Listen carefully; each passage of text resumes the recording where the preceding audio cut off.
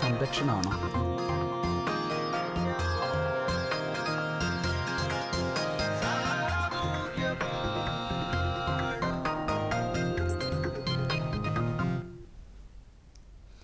നമസ്കാരം.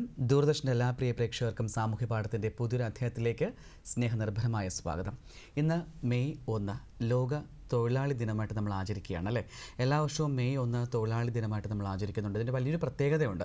ഈ തൊഴിലാളി ദിനം എന്ന് പറയുമ്പോൾ അറിയാം, തൊഴിലാളികളെ ശാക്തീകരിക്കാനും അവരുടെ അവകാശങ്ങളെക്കുറിച്ച് അവരെ ബോധവൽക്കരിക്കാനും ഒക്കെയാണ് നമ്മൾ സാധാരണഗതിയിൽ ഈ ഒരു തൊഴിലാളി ദിനം ആചരിച്ചു പോരുന്നത്. തൊഴിലാളികൾ എത്രത്തോളം ശക്തരാണ്, തൊഴിലാളികൾ നമ്മുടെ സമൂഹത്തിൻ്റെ പുരോഗതിക്ക് എത്ര മുതൽക്കൂട്ടാണ് എന്നൊക്കെ നമുക്കറിയാം.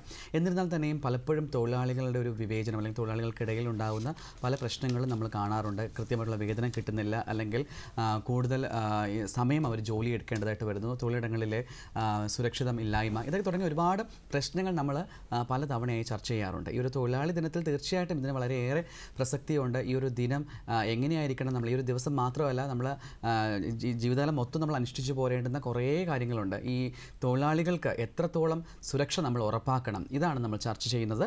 മാറുന്ന ലോകത്തിലെ തൊഴിൽ സംരക്ഷണം, ഇതുമായി ബന്ധപ്പെട്ടിട്ടുള്ള സംശയങ്ങൾ താഴെ കാണുന്ന നമ്പറിൽ ഞങ്ങളെ വിളിച്ച് ചോദിക്കാം. ഇന്ന് ഇതേക്കുറിച്ച് വളരെ വിശദമായി നമ്മുടെ സംശയങ്ങൾക്ക് മറുപടി പറയുന്നു Neyyattinkara assistant labour officer KV Harikumar. സാറിനെ സ്നേഹാദരപൂർവ്വം നമുക്ക് സാമൂഹ്യ പാഠത്തിലേക്ക് സ്വാഗതം ചെയ്യാം.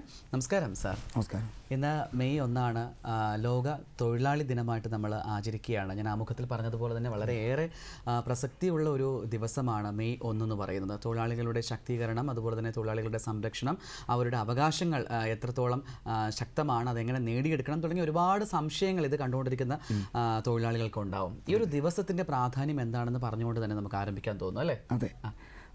അതായത് നമ്മുടെ ഈ വ്യാവസായിക വിപ്ലവത്തിന്റെ 19ാം നൂറ്റാണ്ടിൽ തന്നെ വ്യാവസായിക വിപ്ലവത്തിന്റെ ഭാഗമായിട്ട് ഫാക്ടറികളും മറ്റ് സ്ഥാപനങ്ങളിലൊക്കെ 8 മണിക്കൂർ ജോലി എന്ന് പറഞ്ഞാൽ ഇന്നത്തെ വ്യവസ്ഥയല്ലായിരുന്നു. അവരെ കൂടുതൽ സമയം ജോലി എടുപ്പിക്കുന്ന ഒരു സാഹചര്യമായിരുന്നു. അപ്പോൾ 8 മണിക്കൂർ ജോലി നിജപ്പെടുത്തണമെന്നുള്ള ഒരു ആവശ്യം ഉന്നയിച്ചുകൊണ്ട് നമ്മുടെ അമേരിക്കയിലെ ചിക്കാഗോ നഗരത്തിൽ അവിടുത്തെ തൊഴിലാളി സംഘടനകൾ അവർ സമരം ചെയ്യുകയും ആ സമരത്തിൻ്റെ ഭാഗമായി ചില അനിഷ്ട സംഭവങ്ങളൊക്കെ ഉണ്ടാവുകയും തൊഴിലാളികൾ സംഘടിപ്പിക്കപ്പെടുകയും ആ തൊഴിൽ സമരത്തിൻ്റെ ഭാഗമായിട്ടാണ് 1889 മുതൽ നമ്മൾ ലോകത്ത് ആകമാനമുള്ള എല്ലാ തൊഴിലാളികളും തൊഴിലാളി ദിനമായി മെയ് 1 ആചരിച്ചു വരുന്നത്. അപ്പോൾ അവർ അന്നത്തെ ഏറ്റവും പ്രധാനപ്പെട്ട ആവശ്യം എന്ന് പറയുന്നത്, തൊഴിലാളികളുടെ ആവശ്യം എന്ന് പറയുന്നത് 8 മണിക്കൂർ ജോലി എന്നാണ്. അപ്പോൾ ഇന്ന് നമ്മുടെ രാജ്യത്തെ 8 മണിക്കൂർ ജോലിയായി നിജപ്പെടുത്തിയിട്ടുണ്ട്. നമ്മുടെ മിനിമം വേജ് നിയമം അനുസരിച്ച്, മിനിമം വേജ് വേതന നിയമപ്രകാരം ഇന്ത്യയിൽ 8 മണിക്കൂർ ഡ്യൂട്ടിയാണ്. 8 മണിക്കൂർ കൂടുതൽ ജോലി ചെയ്യിപ്പിച്ചു കഴിഞ്ഞാൽ ഓരോ മണിക്കൂർ അവർക്ക് ഓവർ ടൈം ഡബിൾ സാലറി കൊടുക്കേണ്ടതാണ് വ്യവസ്ഥ ചെയ്തിട്ടുണ്ട്. 8 മണിക്കൂറായിട്ട് നിജപ്പെടുത്തിയിട്ടുണ്ട്. അതെ. അപ്പോൾ മാത്രമല്ല മറ്റൊരു കാര്യം എന്ന് പറയുന്നത്, നമ്മുടെ ഈ ചിക്കാഗോയിൽ നടന്ന അതേ സമരത്തിൻ്റെ ഒരു മാതൃക 1862 ഉണ്ടായിട്ടുണ്ട്.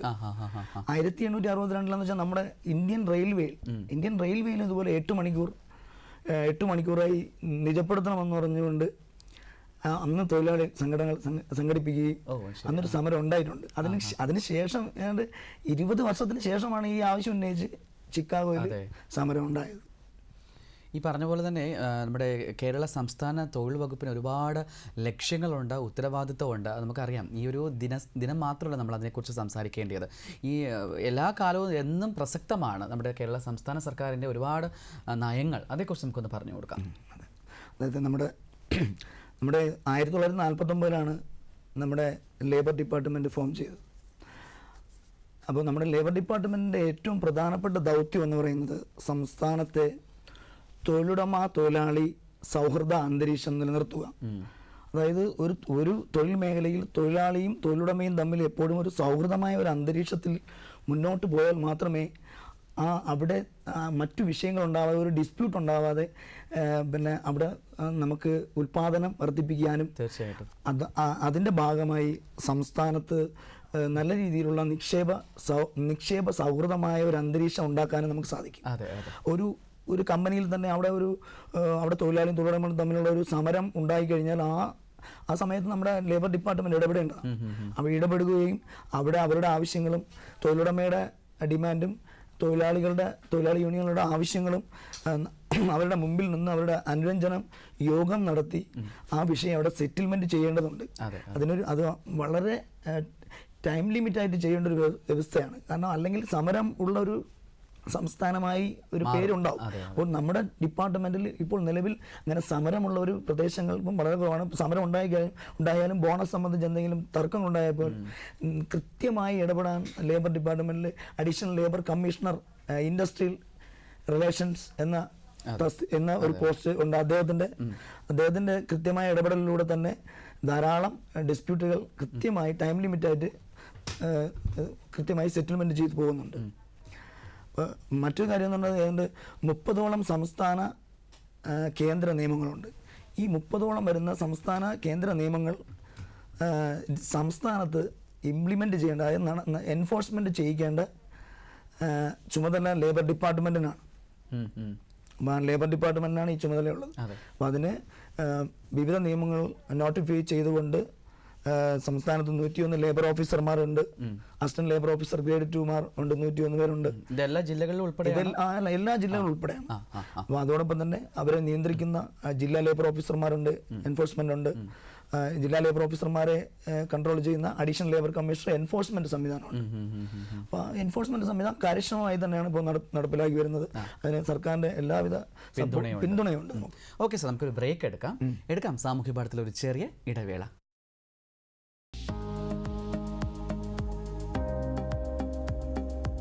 വേനൽക്കാലത്ത് ചൂടുകൂടുന്ന സാഹചര്യത്തിൽ നാം ശ്രദ്ധിക്കേണ്ട കാര്യങ്ങൾ. ഉച്ചയ്ക്ക് 12 മണി മുതൽ 3 മണി വരെയുള്ള സമയം പുറത്തിറങ്ങുന്നത് പരമാവധി ഒഴിവാക്കുക. ധാരാളം വെള്ളം കുടിക്കുക. യാത്രാവേളയിൽ ശുദ്ധജലം കരുതുക. വീടിന് പുറത്തേക്ക് ഇറങ്ങേണ്ടി വരുന്ന സാഹചര്യങ്ങളിൽ തൊപ്പിയോ കുടയോ ഉപയോഗിക്കുക. അയഞ്ഞ വസ്ത്രങ്ങളോ പരുത്തി വസ്ത്രങ്ങളോ ധരിക്കാൻ ശ്രദ്ധിക്കുക. ശരീരത്തിലെ ജലാംശം നിലനിർത്തുന്നതിനായി ധാരാളം വെള്ളം കുടിക്കുന്നതിനോടൊപ്പം ORS, നാരങ്ങാനീർ, സംഭാരം മുതലായ പാനീയങ്ങൾ ഉപയോഗിക്കുക. ഏതെങ്കിലും തരത്തിലുള്ള ശാരീരിക ബുദ്ധിമുട്ട് അനുഭവപ്പെടുകയാണെങ്കിൽ ഉടൻ തന്നെ ഡോക്ടറുടെ സഹായം തേടുക. നമ്മുടെ സംരക്ഷണം പോലെ പ്രാധാന്യമുള്ളതാണ് പക്ഷിമൃഗാദികളുടെ ആരോഗ്യ സംരക്ഷണം. അവയുടെ പരിചരണം ഉറപ്പുവരുത്തുക.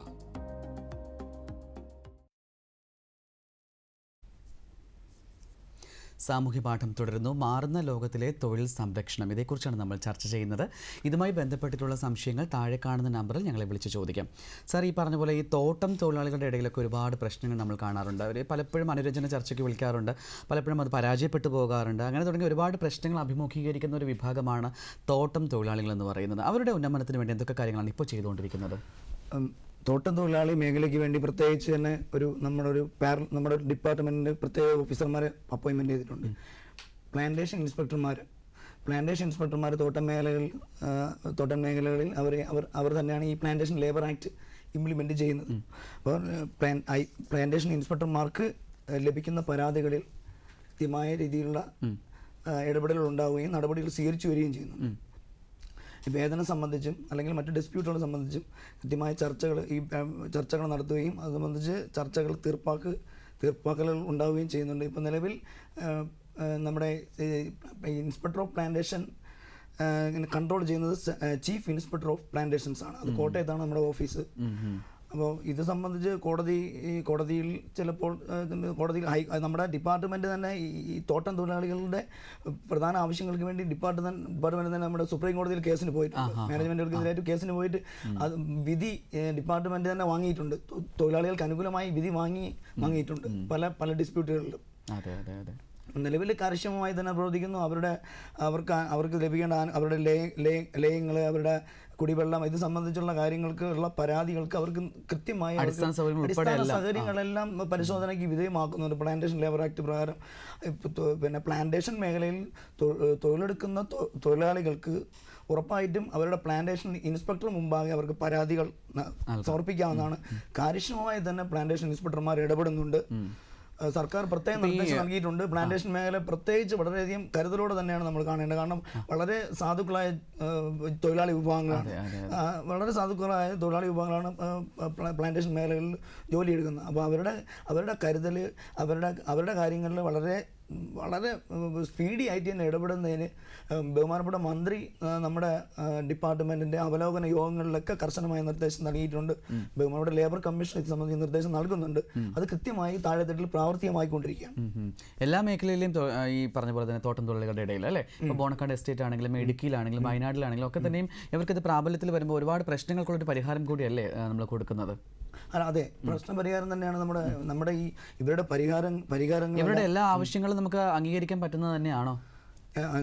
ഇവരുടെ ആവശ്യങ്ങളെന്ന് പറയുന്നത് നമ്മൾ നിലവിൽ നമ്മുടെ പ്ലാന്റേഷൻ ലേബർ ആക്ടിൽ വ്യവസ്ഥ ചെയ്തിട്ടുള്ള നിയമപ്രകാരമായിട്ടുള്ള അവർക്ക് ലഭിക്കേണ്ട ആനുകൂല്യങ്ങൾ അത് ഉറപ്പുവരുത്തുകയാണ് ലേബർ ഡിപ്പാർട്ട്മെൻറ്റ് ചെയ്യുന്നത്. അവർക്ക് അതിനകത്ത് എന്തൊക്കെയാണ് ഫെസിലിറ്റീസ് നമ്മൾ കൊടുക്കേണ്ടത്, അവർക്ക് അവരുടെ അവകാശങ്ങൾ ആ നിയമത്തിനകത്ത് പ്രതിപാദിച്ചിട്ടുണ്ട്. അപ്പോൾ അതവർക്ക് ലഭിക്കണം. അവരുടെ തൊഴിൽ സമയം, അവരുടെ ശമ്പളം സംബന്ധിച്ചുള്ള പരാതികൾ, ഇതെല്ലാം അവർക്ക് ബോധിപ്പിക്കാൻ ഒരു സംവിധാനം ഇവിടെ പ്രവർത്തിക്കുന്നു. പ്രത്യേക വേതന വ്യവസ്ഥകളൊക്കെ തന്നെ നിജപ്പെടുത്തിയിട്ടുണ്ടോ? വേതന വ്യവസ്ഥകൾ നിജപ്പെടുത്തിയിട്ടുണ്ട്. ഉണ്ട്. നമുക്കൊരു കോൾ എടുത്തതിന് ശേഷം അതിലേക്ക് വരാം. ഹലോ, സാമൂഹ്യ പാഠമാണ്. ഹലോ, കേൾക്കുന്നുണ്ടോ? ആരാ വിളിക്കുന്നത്? പേര് പറയാമോ? എവിടുന്ന ദാമോദരൻ വിളിക്കുന്നത്? ശരി, ചോദിച്ചുള്ള സാധനം എന്താണെന്ന് വെച്ചാൽ പറയൂ. സിനിമാ മേഖലയെ കുറിച്ചാണ്. പറഞ്ഞോളൂ. സിനിമാ മേഖലയിലെ സപ്പോർട്ടിംഗ് ആർട്ടിസ്റ്റുകാരുടെ ഒരു വിഭാഗം. അപ്പൊ അവര് രാവിലെ 7 മണി അവിടെ തിയേറ്ററിലെത്തണം. 7 മണിക്ക് എത്തിക്കഴിഞ്ഞാല് വൈകുന്നേരം സൂര്യാസ്തമയം കഴിയാവുന്ന സമയം. വൈകുന്നേരം ജോലി ചെയ്യുന്നത്? വൈകുന്നേരം സൂര്യാസ്തമയം വരെ തന്നെ. അപ്പൊ ഇവർക്ക് ശരിയായ ശമ്പളം, ഒരു നേതൃത്വ കാര്യമൊന്നുമില്ല. അപ്പൊ ഇതിന്റെ ഇടയിൽ ഇടനിലക്കാരെ കുറെ കമ്മീഷൻ പറ്റി ഈ വരുന്നവർക്ക് ആ ദിവസം പൈസ കൊടുക്കില്ല, എപ്പോഴെങ്കിലും കിട്ടും പൈസ.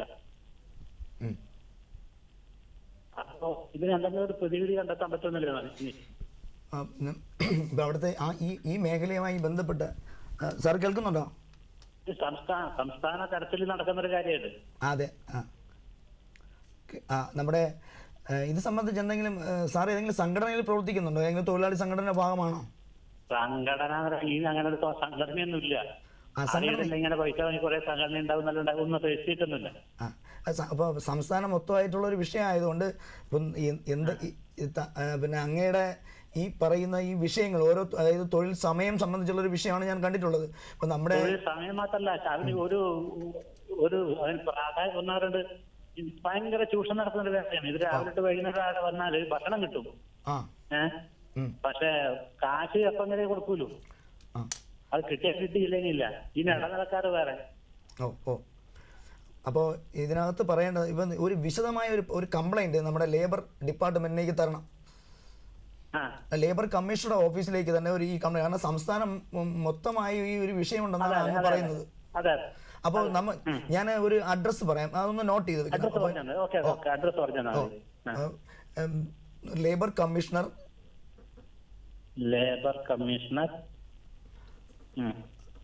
തൊഴിൽ ഭവൻ. ലോവർ കമ്മീഷണർ തൊഴിൽ ഭവൻ. തൊഴിൽ ഭവൻ. തൊഴിൽ വകുപ്പ് അല്ലേ? തൊഴിൽ ഭവൻ. തൊഴിൽ ഭവൻ. തൊഴിൽ ഭവൻ. വികാസ് ഭവൻ. വികാസ് ഭവൻ PO തിരുവനന്തപുരം.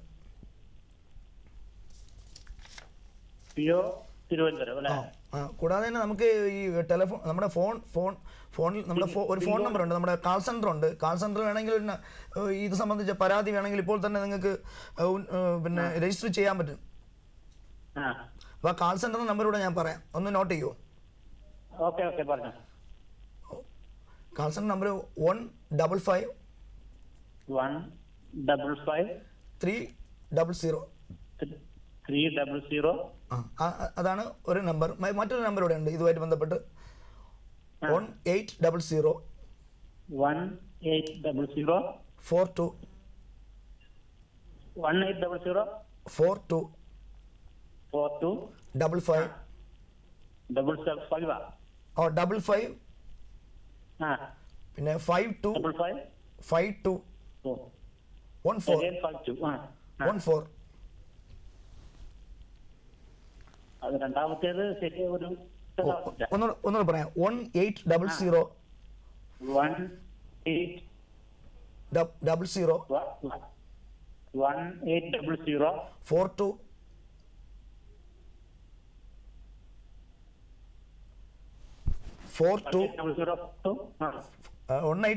42 പിന്നെ 52 14. ദാമോദരൻ, നമ്മൾ സ്ക്രീനിൽ എഴുതി കാണിക്കാം. ദാമോദരൻ ഒരു കാര്യം ചെയ്യൂ, സശ്രദ്ധം ഈ പരിപാടി കാണൂ. നമ്മൾ സ്ക്രീനിൽ എഴുതി കാണിക്കുന്നതായിരിക്കും. അത് നോട്ട് ചെയ്തിട്ട് അതിൽ കോൺടാക്ട് ചെയ്താൽ മതി കേട്ടോ. വിളിച്ചതിൽ സന്തോഷം. Thank you for calling.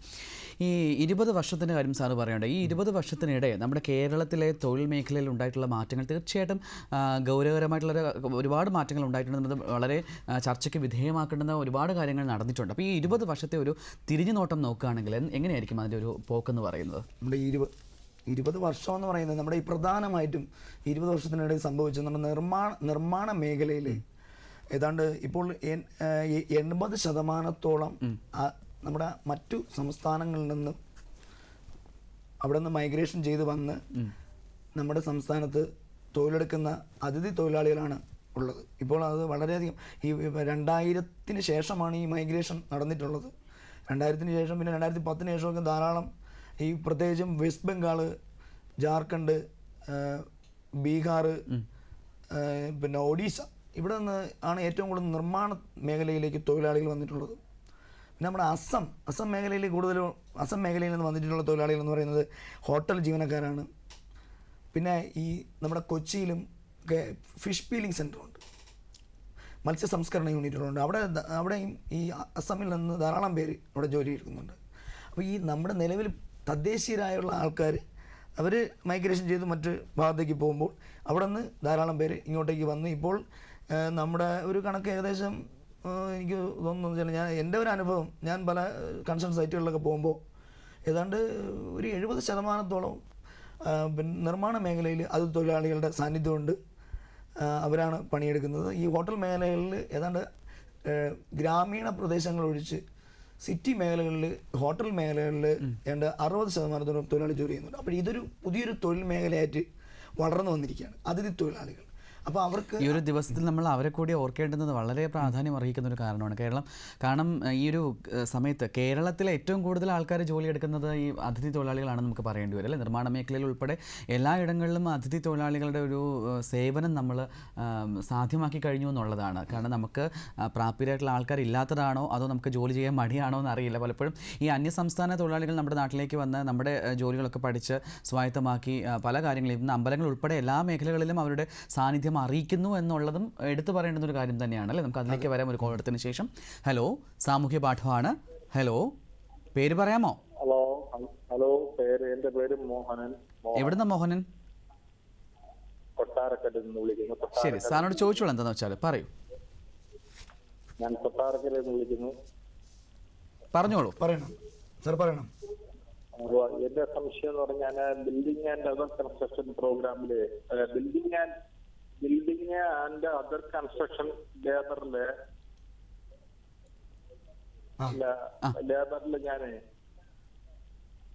T V ശ്രദ്ധിക്കരുത്, ഫോണിൽ ശ്രദ്ധിച്ചു വേണം ചോദ്യം ചോദിക്കാൻ കേട്ടോ. ടി വിയിൽ നോക്കരുത്. അംശാത്തെ അടച്ചുകൊണ്ടിരിക്കുന്ന ആളാണ്.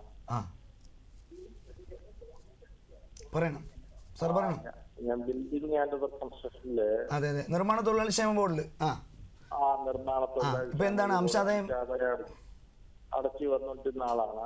കഴിഞ്ഞ കൊറോണയ്ക്ക് ശേഷം എന്റെ ക്ഷേമനിധി അടയ്ക്കുന്നതിൽ ചെറിയൊരു കാലതാമസം വന്നല്ലോ. 3 വർഷത്തോളമായി. 3 വർഷത്തോളമായി. അതിൽ ഞാൻ നവകേരള സദസ്സില് ഞാനൊരു നിവേദനം കൊടുക്കുകയായിരുന്നു. അതിനനുസരിച്ച് കൊല്ലം ജില്ലാ ലേബർ ഓഫീസിൽ നിന്ന് ഒരു പേപ്പർ വരികയൊക്കെ ചെയ്തു. അപ്പൊ നാളിതുവരെ ആയിട്ട് അത് തിരിച്ച് നമുക്കിപ്പോ പുനഃക്രമീകരിച്ച് തരുന്നതിനുള്ള സംവിധാനമൊന്നും ആയിട്ടില്ല. അപ്പൊ അതിന് വേണ്ടിയിട്ടാണ് ഞാൻ വിളിക്കുന്നത്. അപ്പൊ അംശാദായത്തിന് നമ്മൾ കോവിഡിന് ശേഷം അംശാദായം അടച്ചിട്ടില്ല. 4 വർഷമായി. 4 വർഷം ആവുന്നുണ്ട്. അപ്പൊ ഞാന് നമ്മുടെ ജില്ലാ കൊല്ലം ജില്ലാ ഓഫീസുമായിട്ട് ബന്ധപ്പെട്ടായിരുന്നു നിർമ്മാണ തൊഴിലാളി ക്ഷേമ ബോർഡിന്റെ. അത് നമ്മുടെ ഈ ഒരു ഇതിന്റെ ക്ഷേമനിധിയുടെ ഒരു ഏജന്റ് സ്ഥിരമായിട്ട് അവിടെ ബന്ധപ്പെട്ടുകൊണ്ടിരിക്കുകയാണ്. അതിന് അവർക്ക് റിപ്ലൈ വന്നിട്ടില്ലെന്നാണ് അവർ പറയുന്നത്. Okay okay. അപ്പോൾ എന്തായാലും ഇപ്പം നമ്മൾ ഒരു പരാതി നൽകിയിട്ടുണ്ടല്ലേ? പരാതി നിലവിൽ കൊടുത്തിട്ടുണ്ട്. അപ്പോൾ ഒരു കാര്യം ചെയ്യുക, ഞാനൊരു നമ്പർ തരാം. ആ നമ്പറിലേക്ക് ഒന്ന് കോൺടാക്ട് ചെയ്യുക. നമ്മുടെ കൊല്ലം ജില്ലാ എക്സിക്യൂട്ടീവ് ഓഫീസിന്റെ നമ്പറാണ്. അപ്പോൾ എന്തായാലും ഇപ്പോൾ എനിക്കൊന്ന് നവകേരള സദസ്സ് എന്ന് പറഞ്ഞാൽ നമ്മുടെ ഡിസംബർ മാസത്തിലാണ്. അപ്പോൾ അത് സംബന്ധിച്ച് നടപടികളൊക്കെ സ്വീകരിച്ചുകൊണ്ടിരിക്കുകയാണ്. അപ്പോൾ എന്തായാലും അംശാദായം അടയ്ക്കാനുള്ള ഒരു സാഹചര്യം ഉറപ്പായിട്ടും സർക്കാരിൽ നിന്ന് ഉണ്ടാവുന്നതാണ്. അപ്പോൾ ഇത് ഞാൻ ഈ ഒരു നമ്പർ ഒന്ന് പറയാം. 0474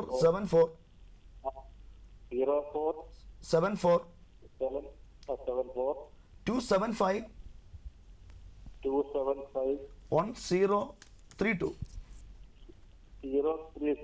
അതെ, ഇത് അപ്പോൾ അവിടെ വിളിച്ചിട്ട് കൊല്ലം ജില്ലാ ഓഫീസിൻ്റെ നമ്പറാണ്, എക്സിക്യൂട്ടീവ് ഓഫീസിൻ്റെ നമ്പറാണ്.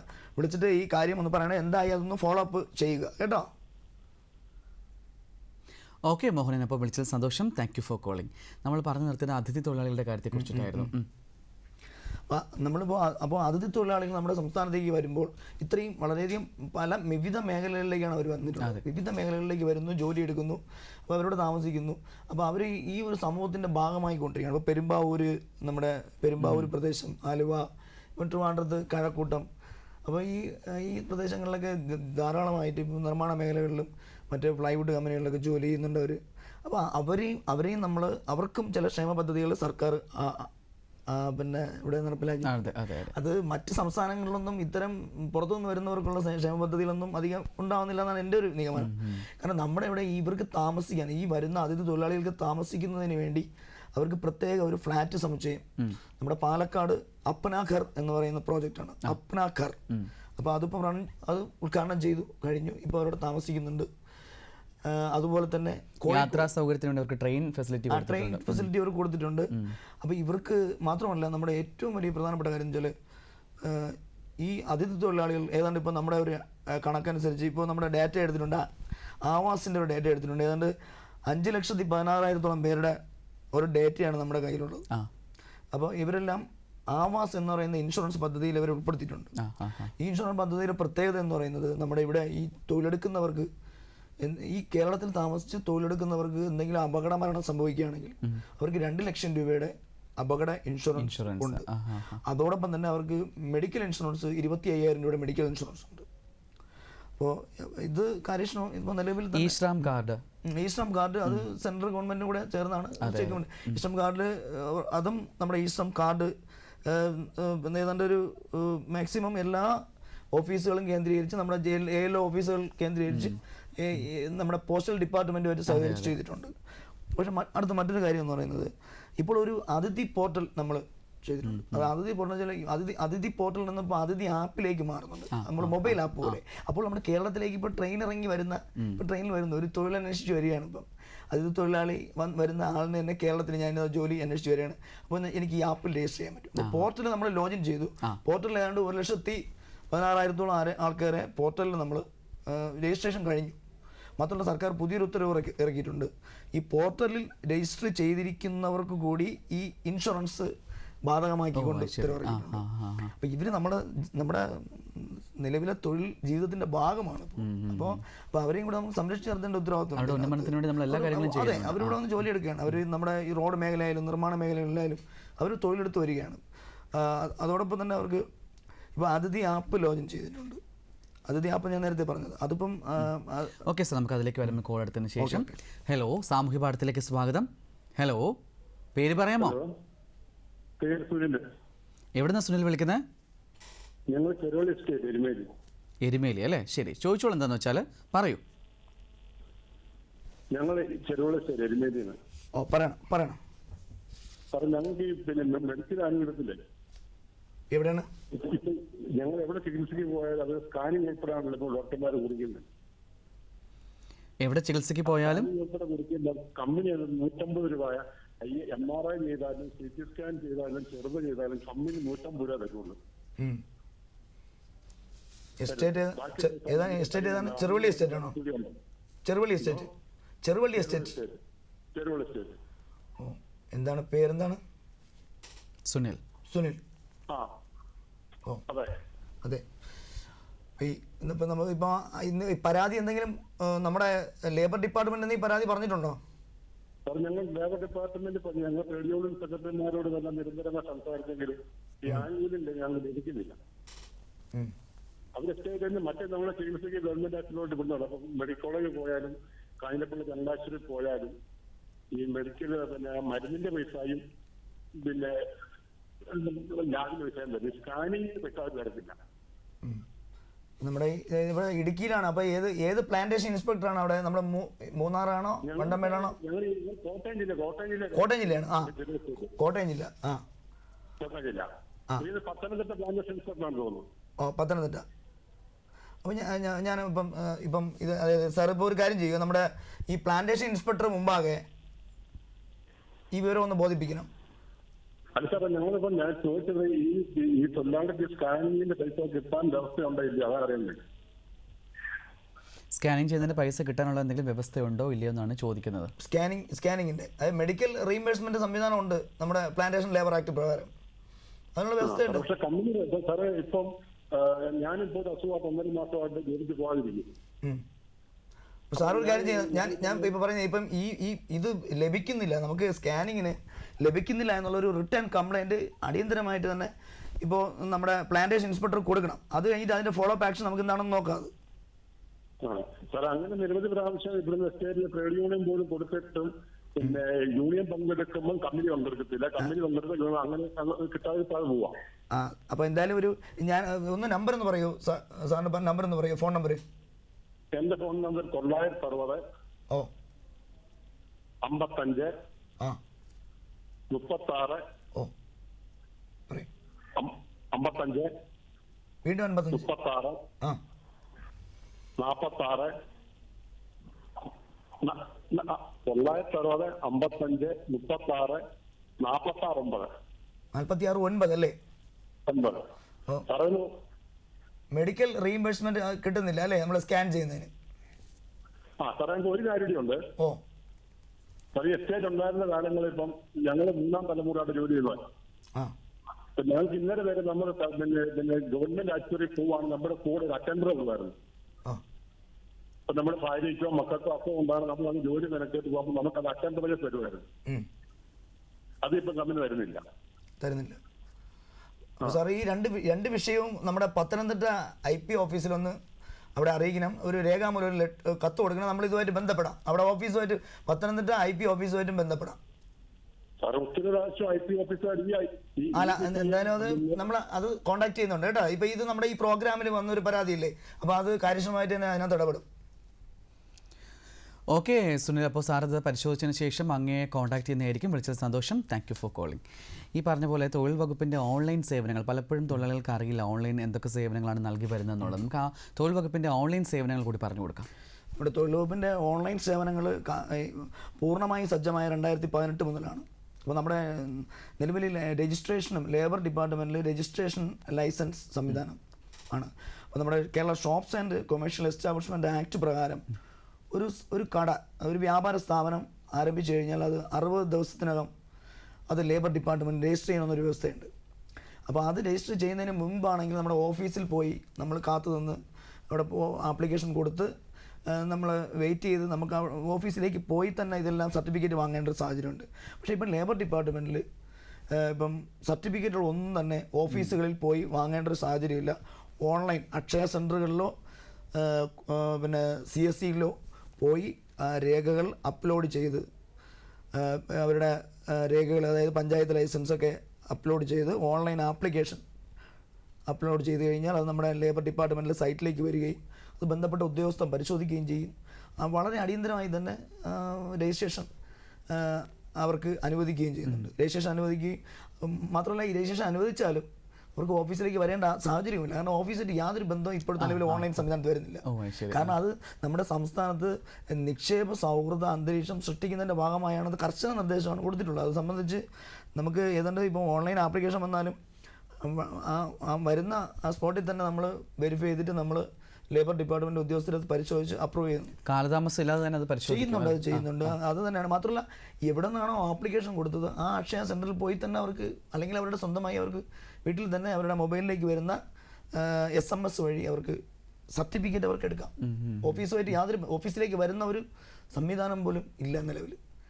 വീട്ടിൽ നിന്ന് തന്നെ അവർക്ക്, വീട്ടിലോ തൊഴിലിടങ്ങളിലോ നിന്ന് തന്നെ അവരുടെ ലൈസൻസ് അവർക്ക് കിട്ടും. ഇപ്പം പ്രധാനമായിട്ടും കൊടുക്കുന്ന ലൈസൻസ് എന്ന് വെച്ചാൽ നമ്മുടെ ഷോപ്പ് ആക്ട് പ്രകാരമുള്ള ലൈസൻസ്, പിന്നെ കോൺട്രാക്ട് ലേബർ രജിസ്ട്രേഷനും ലൈസൻസും, പിന്നെ ഇൻഡർസ്റ്റേറ്റ് മൈഗ്രൻ്റ് വർക്കേഴ്സ് ആക്ട് എന്ന് പറഞ്ഞാൽ ആ ആക്ട് പ്രകാരമുള്ള നമ്മുടെ രജിസ്ട്രേഷൻ, പ്രിൻസിപ്പൽ എംപ്ലോയറുടെ രജിസ്ട്രേഷനും അതുപോലെ കോൺട്രാക്ടർക്കും ലൈസൻസും ഇതെല്ലാമാണ് ഓൺലൈൻ വഴി നമ്മുടെ ലേബർ ഡിപ്പാർട്ട്മെൻറ്റിന് സൈറ്റുണ്ട്. www.lckerala.gov.in എന്ന സൈറ്റിലാണ് നമ്മുടെ ലേബർ ഡിപ്പാർട്ട്മെൻറ്റിൻ്റെ ഓൺലൈൻ സേവനങ്ങൾ നടപ്പിലാക്കിയിട്ടുള്ളത്. 2018 മുതലാണ് ഈ സർട്ടിഫിക്കറ്റ് തന്നെ നമുക്ക് അപ്ലോഡ് ചെയ്യാൻ പറ്റും. അതായത് ഓഫീസിലേക്ക് പോകാതെ ഒരു ഓഫീസിലേക്ക് നമ്മൾ ചെന്ന് ക്യൂ നിൽക്കാതെ തന്നെ, ലേബർ ഡിപ്പാർട്ട്മെന്റിന്റെ ഒരു ഓഫീസിലും പോയി സർട്ടിഫിക്കറ്റിന് വേണ്ടി ക്യൂ നിൽക്കുന്ന ഒരു സാഹചര്യം ഇല്ല. സർട്ടിഫിക്കറ്റ് അവർക്ക് അവരുടെ മൊബൈലിൽ തന്നെ അവർക്ക് കിട്ടും. അതെ. ഇപ്പോൾ ഈ തൊഴിലാളികളുടെ സർവോന്മുഖമായിട്ടുള്ള ഒരു ഉന്നമനം ലക്ഷ്യമിട്ടുകൊണ്ടാണല്ലോ ഈ തൊഴിൽ വകുപ്പ് പല പ്രവർത്തനങ്ങളും നടത്തിക്കൊണ്ടിരിക്കുന്നത്. എല്ലാ മേഖലകളിലും ഇപ്പോൾ മത്സ്യബന്ധന മേഖലയിലാണെങ്കിലും കശുവണ്ടി മേഖലയിലാണെങ്കിലും തന്നെയും ഒരുപാട് പ്രശ്നങ്ങൾ അഭിമുഖീകരിക്കുന്നുണ്ട്. ഈ കടപ്പുറത്തൊക്കെ പോയി കഴിഞ്ഞാൽ നമുക്കറിയാം ഒരുപാട് പ്രശ്നങ്ങൾ അഭിമുഖീകരിക്കുന്ന ഇത്തരത്തിലുള്ള തീരദേശ തൊഴിലാളികൾക്കൊക്കെ തന്നെയും എങ്ങനെയാണ് അവരുടെ ഉന്നമനം നിങ്ങൾ ലക്ഷ്യമിടുന്നത്? നമുക്ക് മത്സ്യത്തൊഴിലാളി ക്ഷേമനിധി ബോർഡെന്ന്, അവർക്ക് മത്സ്യത്തൊഴിലാളി ക്ഷേമനിധി ബോർഡുണ്ട്. അത് ഫിഷറീസ് ഡിപ്പാർട്ട്മെൻറ്റിൻ്റെ കീഴിലാണ് മത്സ്യത്തൊഴിലാളി ക്ഷേമനിധി ബോർഡ് വരുന്നത്. മിക്കവാറും ഫിഷറീസ് ഡിപ്പാർട്ട്മെൻറ്റാണ് പൂർണ്ണമായിട്ടും നമ്മുടെ തീരപ്രദേശത്തെ മത്സ്യത്തൊഴിലാളികളുടെ വിഷയങ്ങളൊക്കെ കൈകാര്യം ചെയ്തു വരുന്നത്. ഇപ്പം നിലവിൽ പക്ഷേ അവർക്ക് ഇപ്പം എന്തെങ്കിലും ഇപ്പം ബോട്ടുടമയിൽ നിന്നോ അവരുടെ ഇപ്പം നമ്മുടെ ഈ മത്സ്യബന്ധന മേഖലകളിൽ ഫിഷ് പീലിംഗ് യൂണിറ്റ് ഉണ്ട്, സംസ്കരണ യൂണിറ്റുകളുണ്ടല്ലോ. അപ്പോൾ അവിടെ സംസ്കരണ യൂണിറ്റുകളിലുള്ള തൊഴിലാളികൾക്കുള്ള പ്രശ്നങ്ങൾക്കൊക്കെ ശാശ്വതമായ പരിഹാരം കണ്ടെത്തുന്നുണ്ട്. കാരണം നിരവധി പലപ്പോഴും നമ്മുടെ ഡിപ്പാർട്ട്മെൻറ്റിൽ നിന്ന് റിപ്പോർട്ടുകൾ ചോദിക്കുന്നുണ്ട്, എത്ര മത്സ്യ സംസ്കരണ യൂണിറ്റുകളുണ്ട്, അവിടെയുള്ളവർക്ക് മിനിമം വേതനം കിട്ടുന്നുണ്ടോ എന്നുള്ള റിപ്പോർട്ടുകൾ സർക്കാർ ആവശ്യപ്പെടുന്നുണ്ടോ. അത് നമ്മൾ വെരിഫൈ ചെയ്യുന്നുണ്ട്. അത് പോയി ചെയ്യുന്നു. ചില യൂണിറ്റുകളൊക്കെ പൊട്ടിപ്പോയ യൂണിറ്റുകളൊക്കെ ഉണ്ടാവും. അപ്പോൾ അവർക്ക് നമ്മുടെ എക്സ്ഗ്രേഷ്യ പേയ്മെൻറ്റ് കൊടുക്കുന്നുണ്ട്. ഈ ഓണത്തിനൊക്കെ എക്സ്ഗ്രേഷ്യ പേയ്മെൻറ്റ് എന്നൊരു സംവിധാനമുണ്ട്. പൂട്ടിപ്പോയ സ്ഥാപനങ്ങൾക്ക്, പണ്ടുണ്ടായിരുന്ന സ്ഥാപനങ്ങളാണ്. കശുവണ്ടി മേഖലയായാലും ഇതുപോലുള്ള ഫാക്ടറികളായാലും പൂട്ടിപ്പോയ ഫാക്ടറികൾക്കുള്ള തൊഴിലാളികൾക്ക് ഇപ്പോഴും അത് എല്ലാ ഓണത്തിന് മുമ്പായിട്ട് സർക്കാർ കൊടുക്കുന്നുണ്ട്. അത് ഇതുവരെയും അതിനൊരു ഭംഗം ഉണ്ടായിട്ടില്ല, ഇതുവരെ ഒരു തടസ്സം ഉണ്ടായിട്ടില്ല. കോവിഡ് കാലത്തും കൊടുത്തു. ഈ ഒരു അവസരത്തിൽ നമ്മൾ നെയ്ത്ത് തൊഴിലാളികളെ കൂടി ഓർക്കേണ്ടതായിട്ടുണ്ട്. കാരണം ഒരുപാട് ബാലരാമപുരത്തൊക്കെ പോയി കഴിഞ്ഞാൽ നമുക്കറിയാം നെയ്ത്ത് ശാലകളിൽ ഇപ്പോഴും പാരമ്പര്യമായിട്ടുള്ള നെയ്ത്ത് ശാലകളുണ്ട്. അവരവിടെ നെയ്തെടുക്കുന്ന വസ്ത്രങ്ങളൊന്നും വാങ്ങാൻ ആളില്ലാതെ കെട്ടിക്കിടക്കുന്ന അവസ്ഥ. ഗവൺമെൻറ്റിന് കൊടുത്താൽ അത് യഥാവിധി അവർക്ക് ഫണ്ട് കിട്ടുന്നില്ല. അങ്ങനെ ഒരുപാട് പ്രശ്നങ്ങളെന്ന് ഇപ്പോഴും നെയ്ത്ത് തൊഴിലാളികൾ പറയുന്നുണ്ട്. അതിനെക്കുറിച്ച് എന്താണ് അങ്ങയുടെ ഒരു ഒപ്പീനിയൻ? അല്ല, നമ്മുടെ നെയ്ത്ത് തൊഴിലാളികൾക്ക് വേണ്ടി നമ്മൾ നിലവിൽ ലേബർ ഡിപ്പാർട്ട്മെൻറ്റ് നെയ്ത്ത് തൊഴിലാളികൾക്ക് വേണ്ടി അവരുടെ ക്ഷേമനിധി രൂപീകരിച്ചിട്ടുണ്ട്. കൈത്തറി തൊഴിലാളി ക്ഷേമനിധി ബോർഡ് രൂപീകരിച്ചിട്ടുണ്ട്. അതിൽ ആ ക്ഷേമനിധി ബോർഡ് വഴി അവർക്കുള്ള പെൻഷൻ, പിന്നെ അവരുടെ കുട്ടികൾക്കുള്ള സ്കോളർഷിപ്പ് സംവിധാനം, പിന്നെ അവരുടെ മരണാനന്തര ചടങ്ങ്, അങ്ങനെയുള്ള സംവിധാനങ്ങൾ, നമ്മുടെ വിവാഹത്തിന് വേണ്ടിയുള്ള ആനുകൂല്യങ്ങൾ, അതെല്ലാം ഒരു ക്ഷേമനിധി തന്നെ. ഇപ്പം നമുക്ക് സംസ്ഥാനത്ത് മൊത്തം 14 ക്ഷേമനിധി ബോർഡുകളുണ്ട്. വിവിധ തൊഴിൽ മേഖലകൾ ഉണ്ടായിരുന്നിട്ട് പോലും കൈത്തറിക്ക് വേണ്ടി ഒരു ക്ഷേമനിധി ബോർഡുണ്ട്.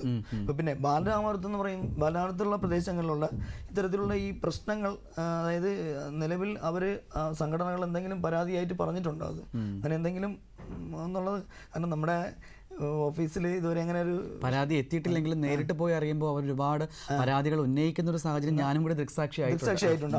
അപ്പോൾ എന്തായാലും അത് ആ മേഖലയിൽ കൃത്യമായി പോയി ഒരു അന്വേഷണം വിശദമായി തന്നെ, പ്രത്യേകിച്ചും ബാലരാമപുരമാകുമ്പോൾ എൻ്റെ ഓഫീസിൻ്റെ പരിധിയാണ്, അത് ഉറപ്പായിട്ടും ഉണ്ടാവും.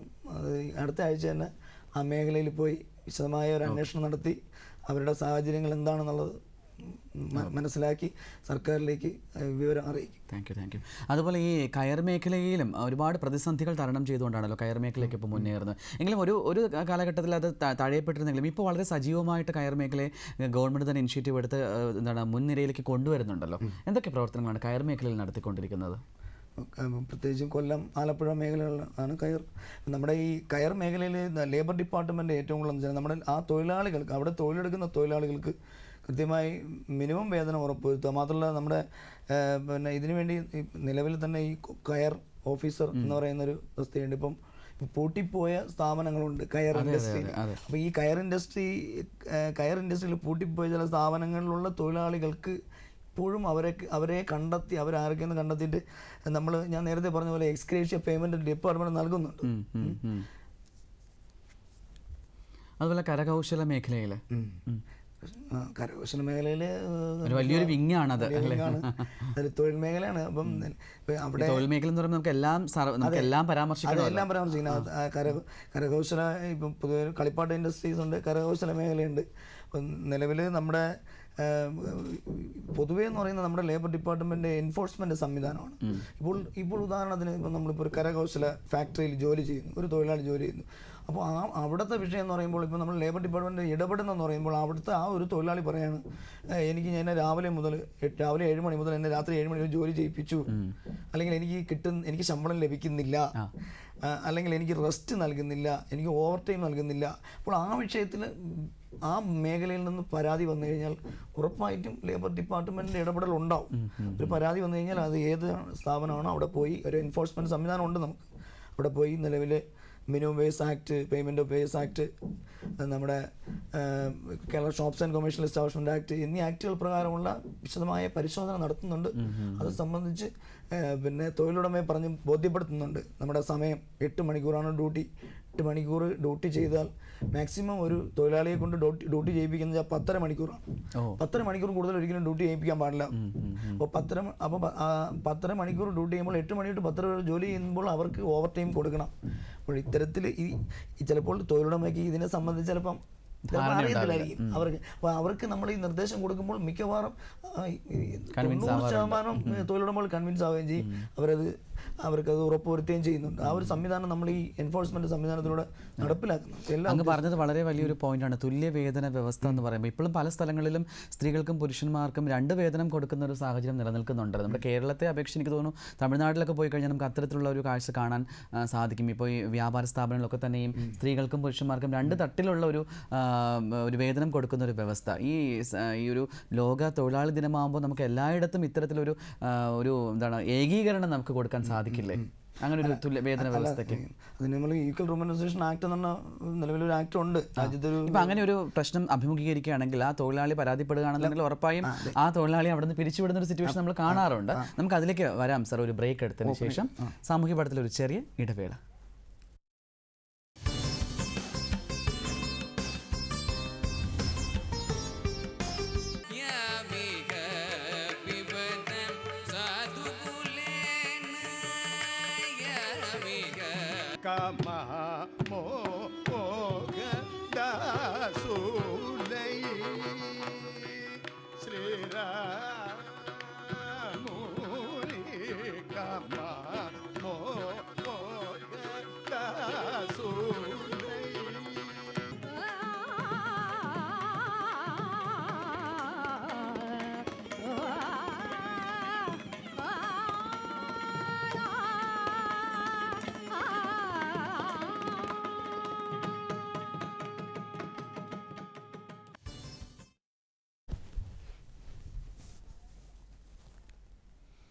സാമൂഹ്യ പാഠം തുടരുന്നു. മാറുന്ന ലോകത്തിലെ തൊഴിൽ സംരക്ഷണമാണ് നമ്മുടെ ചർച്ചാ വിഷയം. ഇതുമായി ബന്ധപ്പെട്ടിട്ടുള്ള സംശയങ്ങൾ താഴെ കാണുന്ന നമ്പറിൽ ഞങ്ങളെ വിളിച്ച് ചോദിക്കാം. നമുക്ക് അടുത്ത കോളിലേക്ക് പോയാലോ?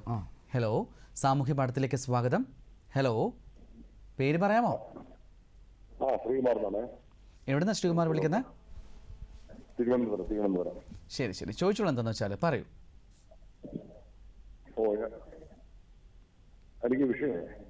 ആ, പറഞ്ഞോളൂ. ചുമട്ട് തൊഴിലാളിയായിട്ട്. ഓക്കെ, പറഞ്ഞോളൂ. ഒരു സ്ഥലത്ത് 2 ട്രേഡ് യൂണിയൻ അപേക്ഷ കൊടുത്താൽ എങ്ങനെയാണ് അതിനെ കൈകാര്യം ചെയ്യുന്നത്? ഹലോ, മനസ്സിലായില്ല. ചുമട്ട് തൊഴിലാളി രംഗത്ത് 2 ട്രേഡ് യൂണിയൻ സംവിധാനമാണല്ലോ ഉൾക്കൊള്ളത്.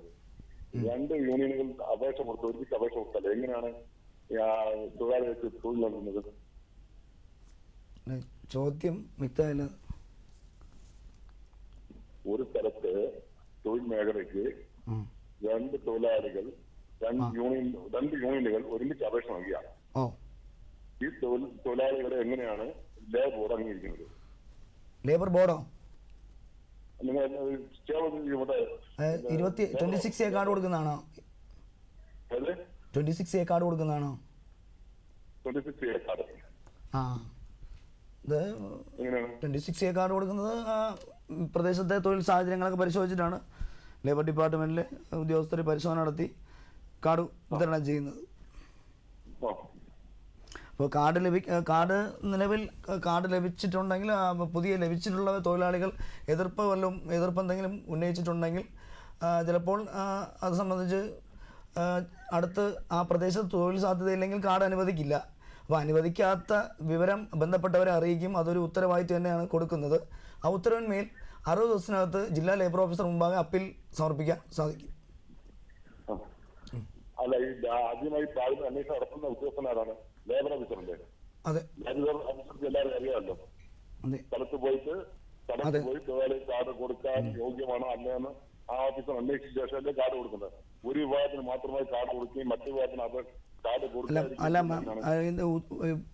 അത് കാർഡ് നൽകിയെ സംബന്ധിച്ച് മറ്റേ കാർഡ് നിങ്ങൾക്ക് റിജക്ട് ചെയ്തതിൻ്റെ ഒരു ഉത്തരവ് ഉണ്ടായിരിക്കുമല്ലോ. അല്ല, ഉത്തരവ് കിട്ടും മുമ്പേ ഉള്ള നടപടിയാണ്. അല്ല, അത് എനിക്ക് മനസ്സിലാവുന്നില്ല. എനിക്ക് ചോദ്യം മനസ്സിലാവുന്നില്ല. ഹലോ, അല്ല, കാർഡ് ലഭിക്കാത്തതാണ് വിഷയം. ആ കാർഡ് ലഭിക്കാത്ത വിഷയമാണെങ്കിൽ ജില്ലാ ലേബർ ഓഫീസ് മുമ്പാകെ അപ്പീൽ അപേക്ഷ നൽകുക.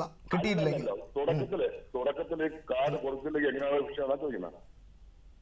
അല്ല ഇതിനകത്തുള്ള കാർഡ് ലഭിച്ചിട്ടില്ല എങ്കിൽ അതിനുള്ള നടപടിക്രമങ്ങളാണ് ജില്ലാ ലേബർ ഓഫീസ് മുമ്പാകെ അപ്പീൽ നൽകുക. അത് അപ്പീലുണ്ട് സാർ, അത് അപ്പീൽ അറിയാം. അപ്പീൽ മുകളിലുണ്ട്, ലേബർ കമ്മീഷനുണ്ട്, കോടതിയുണ്ട്. അതെല്ലാം വിഷയം. ലേബർ ഓഫീസർ പ്രാഥമികമായി ഒരു കാർഡിന് അപേക്ഷ 2 തൊഴിലാളി എയും ബിയും എന്ന് പറയുന്ന രണ്ട് അപേക്ഷ കൊടുത്തു.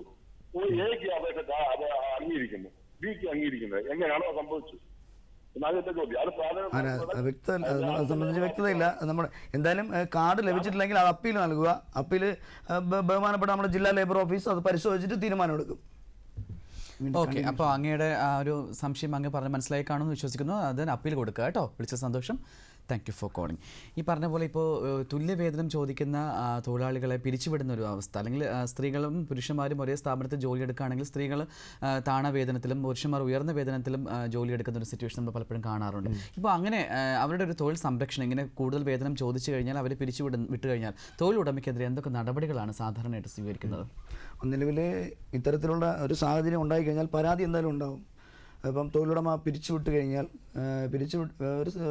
കാരണം നമ്മളൊരു ജീവനക്കാരനെ പിരിച്ചുവിടുന്നതിന് 1 month നോട്ടീസ് ഇഷ്യൂ ചെയ്യണം തൊഴിലുടമ.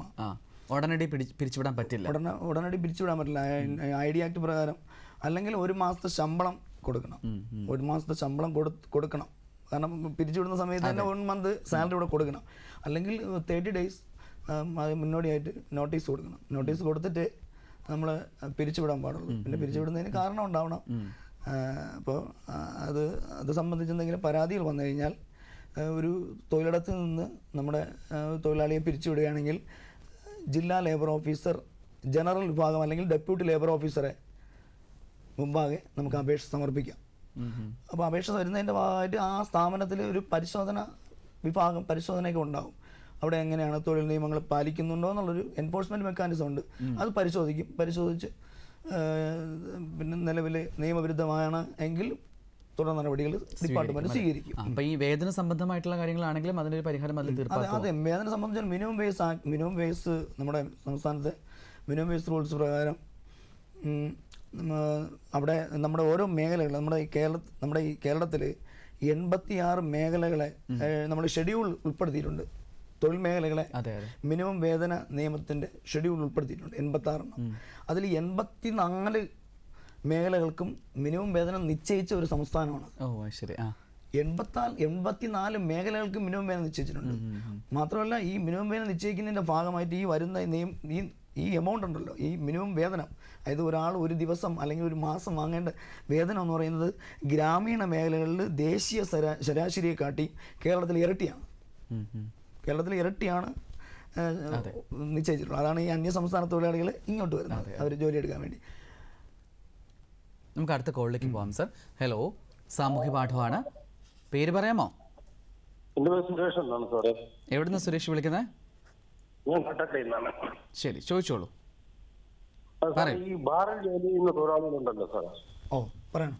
ബാറിൽ ജോലി ചെയ്യുന്ന തൊഴിലാളികൾ എങ്ങനെയാണ് നൈറ്റ് ടൈം അറേഞ്ച് ചെയ്തിരിക്കുന്നത്, ടൈം അവരുടെ സേവന വേതന വ്യവസ്ഥകള് ബന്ധപ്പെട്ട ഉദ്യോഗസ്ഥർ കൃത്യമായി പരിശോധിക്കാറുണ്ട്.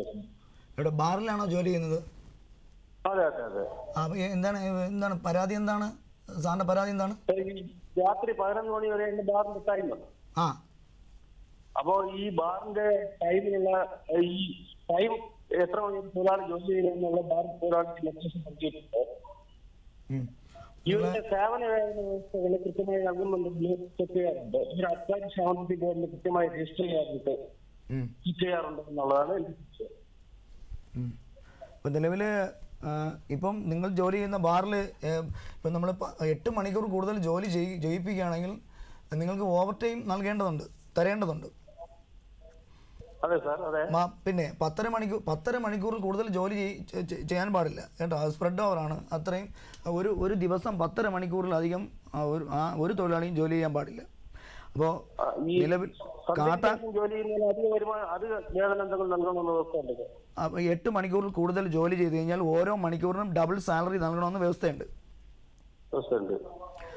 അപ്പോൾ ഈ പരാതി സംബന്ധിച്ച് ഇപ്പം എവിടെയാണ് ഈ ബാർ ഉൾപ്പെടുന്ന പ്രദേശം എന്ന് പറയുന്നത്? ഏത് പഞ്ചായത്തിലാണ്? അത് ഇപ്പൊ ഞാൻ നേരത്തെ പരാതിയായിട്ട് ബോധിപ്പിക്കാം. അത് വിട്ടുവിട്ടിട്ടുണ്ട്. ഓ അങ്ങനെ, അതെ അതെ. അപ്പൊ ഇത് 8 മണിക്കൂർ ജോലി ചെയ്ത് തൊഴിലാളികളെ ഈ അംഗീകൃത തൊഴിലാളികളായിട്ട് രജിസ്റ്റർ ചെയ്തിട്ടില്ല. രജിസ്റ്റർ ചെയ്തിട്ടില്ലെങ്കിൽ അത് കൃത്യമായി ഒരു റിട്ടേൺ കംപ്ലൈൻറ്റ് ബന്ധപ്പെട്ട ലേബർ ഓഫീസിലേക്ക് വരണം. അപ്പോൾ ലേബർ ഓഫീസർ പരിശോധനയുടെ ഭാഗമായിട്ട് അവിടെ പോയി പരിശോധിച്ച് അവർക്ക് നോട്ടീസ് നൽകും. അതിൻ്റെ ഭാഗമായിട്ട് അവരെയും കൂടെ ഉൾപ്പെടുത്തും. അതാണ് ഇതിൻ്റെ നടപടിക്രമം കേട്ടോ.